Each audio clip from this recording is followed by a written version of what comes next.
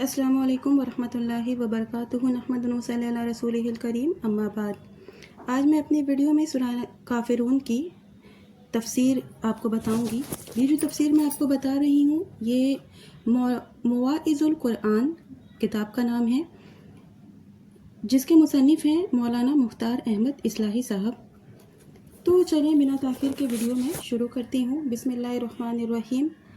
قل یا ایہا الکافرون لا اعبد ما تعبدون ولا انتم عابدون ما اعبد ولا انا عابد ما عبدتم ولا انتم عابدون ما اعبد لکم دینکم ولی دین۔ سب سے پہلے میں آپ کو یہ بتا دوں کہ سورہ کافرون مکہ میں نازل ہوئی، اس میں 6 آیتیں اور 1 رکوع ہے۔ ترجمہ ضرور سنا کریں۔ کہہ دیجئے اے کافروں، میں اس کی عبادت نہیں کروں گا جس کی عبادت تم کرتے ہو، اور نہ تم اس کی عبادت کرنے والے ہو جس کی عبادت میں کرتا ہوں، اور نہ میں اس کی عبادت کرنے والا ہوں جس کی عبادت تم نے کی ہے، اور نہ تم اس کی عبادت کرنے والے ہو جس کی عبادت میں کرتا ہوں۔ تمہارے لیے تمہارا دین ہے، میرے لیے میرا دین ہے۔ باطل پرستوں کی ساری تدبیریں اور سازشیں جب ناکام ہو گئیں، مخالفتوں کے طوفان، آندھیاں اور بغولے جب شجر ایمان کو جنبش نہیں دے سکے، شکست نہیں دے سکے، اور دشمنوں کی آتش غضب شجر ایمان کی ایک پتی کو بھی نہیں جلا سکے، تو ان ظالموں نے اپنی جہالت اور نادانی سے حق اور باطل، نور و ظلمت، کفر و ایمان اور توحید و شرک میں سمجھوتا اور مصالحت کا مطالبہ کیا۔ حضرت ابن عباس رضی اللہ عنہ نے فرمایا کہ قریش کے لوگوں نے رسول اللہ صلی اللہ علیہ وسلم سے کہا کہ کافروں نے کہا کہ اے محمد صلی اللہ علیہ وسلم، تم کو اتنا مال دیں گے کہ تم مکہ میں سب سے زیادہ مالدار ہو جاؤ گے، اور جس عورت سے بھی تم چاہو گے ہم تمہارا نکاح کر دیں گے، اور ہم تمہارے پیچھے پیچھے چلیں گے، لیکن ہمارے خداؤں کو برا بھلا کہنے سے باز آ جاؤ، ہمارے بتوں کے خلاف کوئی تبصرہ، کوئی تنقید نہ کرو۔ اگر ایسا نہیں کر سکتے تو ہم تمہارے سامنے ایک سمجھوتا کی بات پیش کرتے ہیں جو ہم دونوں کے لیے بہتر ہوگا، وہ یہ کہ 1 سال تم ہمارے خداؤں کی عبادت کرو اور 1 سال ہم تمہارے خدا کی عبادت کریں۔ کافروں کی اسی باطل پیشکش کے موقع پر یہ سورہ نازل ہوئی۔ حضرت ابن عباس رضی اللہ عنہ کا قول بھی منقول ہے کہ مکہ کے کافروں نے باہمی سمجھوتا کے لیے یہ صورت بھی پیش کی کہ آپ ہمارے بتوں میں سے کسی بت کو صرف ہاتھ لگا دیں تو بھی ہم آپ کی تصدیق کرنے لگیں گے۔ اس پر جبریل علیہ السلام سورہ کافرون لے کر نازل ہوئے۔ مذہب کفر و شرک کے باطل ہونے کے لیے یہ بھی بہت بڑی دلیل ہے کہ باطل پرست اس قدر پستی تک گر جانے کے لیے تیار ہو گئے، اور معلوم ہو رہا ہے کہ اب کفر و شرک کی ہوا بالکل نکل گئی ہے، اور وہ محسوس کرنے لگے تھے کہ کفر و شرک کا پنکچر ہو رہا ہے، اس لیے دواؤں اور یا تو مار دیا جائے، شاید کہ کفر و شرک کی پوشیدہ عمارت کچھ دنوں اور کھڑی رہ جائے۔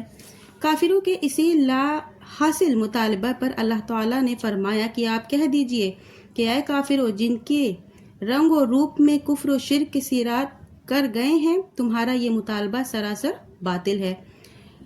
لفظ کل سے اس حقیقت کی طرف اشارہ ہے کہ یہ اعلان ذات رسالت کی طرف سے نہیں ہے بلکہ خالق کائنات کی طرف سے ہے، اسی لیے ان کو کافر کہہ کر سخت لہجے میں اعلان کیا گیا ہے اور ان سے برات کا اظہار کیا گیا ہے، کیونکہ اسی طرح کا مطالبہ انتہائی درجے کے ڈھٹائی اور سرکشی کی دلیل ہے، دل پر مہر لگ جانے کی علامت ہے، اور ایسی جہالت ہے جس کا ظہور ایسے ہی دماغوں سے ہو سکتا ہے جن کے مغرور کو کفر و شرک کے جراثیم چاٹ چکے ہوں۔ چنانچہ آپ ایسے مغرور سے کہہ دیجئے کہ اس کی بندگی نہیں کر سکتا اور نہ کروں گا جس کی تم کرتے ہو۔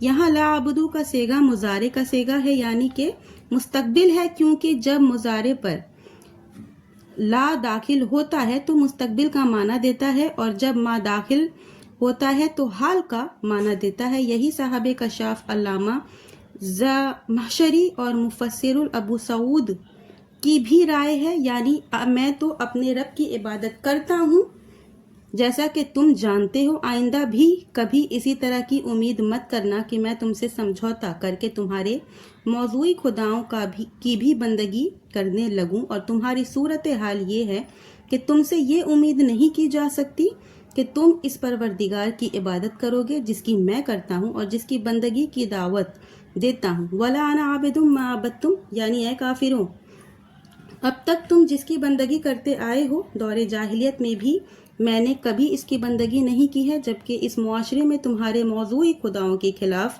کوئی آواز بلند کرنے والا بھی نہیں تھا.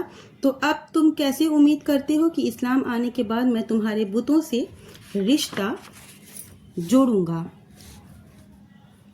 زمانے ماضی اور حال دونوں میری صداقت اور الہ واحد کے خالص بندگی پر گواہ ہیں.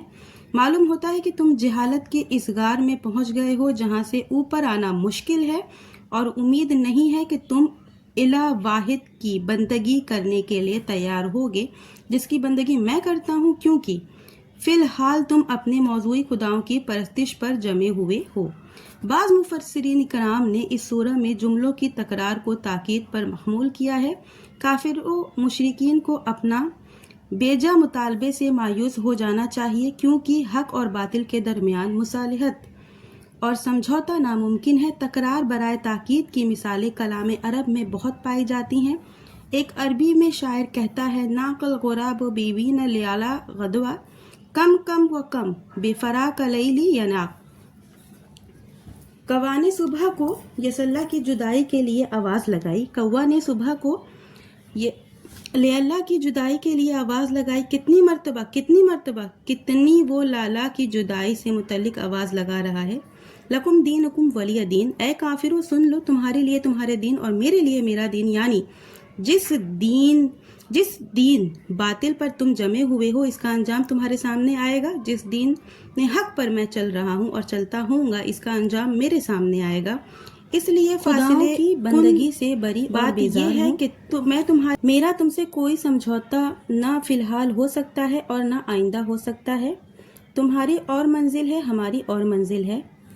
خلاصے کلام یہ ہے کہ اس سورہ میں کفر، کافری اور اہل کفر سے موضوعی خداؤں سے بیزاری کا اعلان کیا گیا ہے.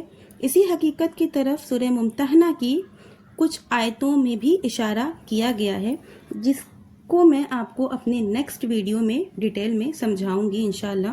چونکہ ویڈیو بہت لمبی ہو جائے گی تو یہ ویڈیو میں یہی اینڈ کروں گی، اور نیکسٹ ویڈیو میں آپ کو سورہ ممتحنہ کی ان آیتوں کے بارے میں بتاؤں گی جن میں اس کا اشارہ کیا گیا ہے. آخر میں اللہ تعالیٰ سے دعا ہے کہ یا اللہ تعالیٰ ہم تمام مومن مسلمانوں کو زیادہ سے زیادہ نیک عمل کرنے کی توفیق دے، کتاب و سنت پر چلنے کی توفیق دے، قرآن کو سمجھ کر پڑھنے کی توفیق دے. یا اللہ ہمارے جو بھی مومن بھائی بہن جہاں بھی کہیں بیمار ہیں اللہ تعالیٰ ان کو شفا دے، جو بھی پریشان ہیں اللہ تعالیٰ ان کی مدد کرے. آمین. وآخر الدعوانا ان الحمد للہ رب العالمین.